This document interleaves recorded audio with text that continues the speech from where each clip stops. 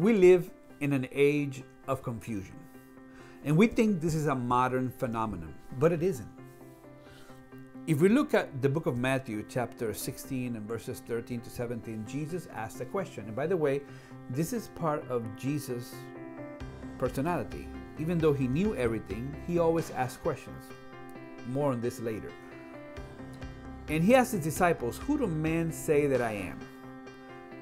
And they said, well, some say that John the Baptist, and some say Elijah. And the operating word is confusion. People were confused. So this confusion in humanity is not a modern phenomenon.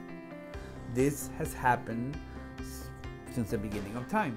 But we do live in confusing times.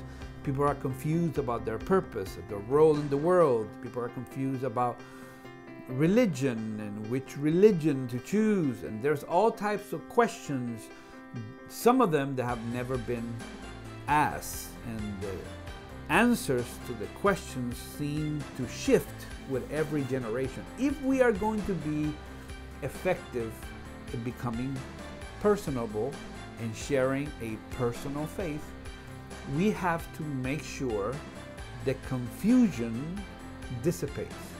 Clarity is honoring. So throughout this book, we're going to look at specific strategies for us to be clear on what the gospel is and what is not. I can just think about myself. When I was a teenager, I disconnected from church, even though I didn't disconnect from God. So I just stopped attending church because I was confused. I was confused about grace. I was confused about the gospel. I was confused about my role and my purpose. And I am so thankful I had 3 things happen in my life that helped me with clarity. Number 1, I had a close friend who never gave up on me.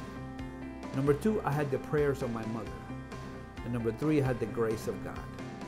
And I know that if God could reach me and bring me home, He can do the same thing for the people in your life who lack clarity.